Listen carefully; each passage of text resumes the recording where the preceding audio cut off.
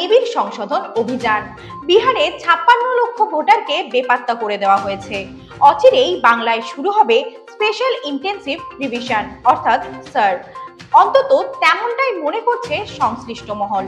এমন পরিস্থিতিতে কমিশনের কর্মী আধিকারিকরা আপনার দরজায় কড়া নেড়ে প্রথমে কি প্রশ্ন করবে আর তারপর একে একে কোন কোন নথি দেখতে চাইবে, এখনই তার প্রস্তুতি নেওয়া বুদ্ধিমানের কাজ। সুপ্রিম কোর্টে হলফনামা দিয়ে জাতীয় নির্বাচন কমিশন জানিয়েছে ভোটার, আধার, রেশন কোনোটাকেই তারা নাগরিকত্বের প্রমাণ হিসেবে গণ্য করবে না। তাই জেনে রাখুন ভোটার, আধার, রেশন কার্ডের বদলে ঠিক কোন কোন নথি সঙ্গে রাখলে এ যাত্রায় পার পেয়ে যেতে পারেন। বিহারের নিবিড় সংশোধন অভিযানের ক্ষেত্রে নির্বাচন কমিশন 11টি নথিকে নাগরিকত্বের প্রমাণ হিসেবে গ্রাহ্য করেছে। সেক্ষেত্রে কেবল বিহার নয়, মনে করা হচ্ছে বাংলাতেও সেই পথেই হাঁটবে কমিশন। চলুন জেনে নিই ঠিক কোন কোন নথি প্রমাণ হিসেবে গ্রাহ্য হবে। 1. যে কোনো পরিচয়পত্র, কেন্দ্র সরকার অথবা রাজ্য সরকার বা রাষ্ট্রায়ত্ত সংস্থার কোনো পেনশন হোল্ডার যদি হন তবে সেই সংক্রান্ত নথি। 2. সরকার বা স্থানীয় প্রশাসন বা ব্যাংক বা পোস্ট অফিস কিংবা এলআইসি রাষ্ট্রায়ত্ত সংস্থার যে কোনো পরিচয়পত্র বা সংস্থাপনপত্র যা 1 জুলাই 1987 আগে ইস্যু করা হয়েছে। 3. যথাযথ সংস্থার দ্বারা জন্ম শংসাপত্র অর্থাৎ বার্থ সার্টিফিকেট। 4. পাসপোর্ট। 5. মাধ্যমিক স্তরের বোর্ড সার্টিফিকেট, শিক্ষাগত শংসাপত্র যা সরকার স্বীকৃত বোর্ড বা বিশ্ববিদ্যালয় দ্বারা ইস্যু করা হয়েছে। 6. যথাযথ রাষ্ট্রীয় সংস্থা দ্বারা ইস্যু করা স্থায়ী বসবাসের শংসাপত্র অর্থাৎ পার্মানেন্ট রেসিডেন্ট সার্টিফিকেট। 7. বনাঞ্চলের বসবাসের শংসাপত্র অর্থাৎ ফরেস্ট রাইট সার্টিফিকেট। 8.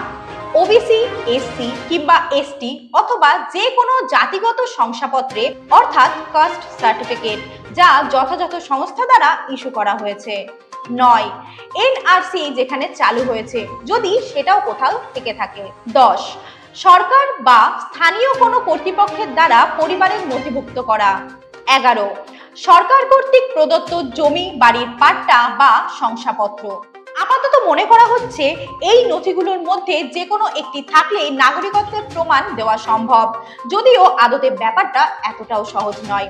আপনি কোন সালে জন্মেছেন, কোন সালে আপনার ভোটার তালিকায় নাম আছে সেই ভিত্তিতে আপনার কিংবা আপনার অনুজ কাউকে 3টিরও বেশি নথি প্রয়োজন হতে পারে, এমনটাই বলা আছে নির্বাচন কমিশনের নির্দেশিকায়।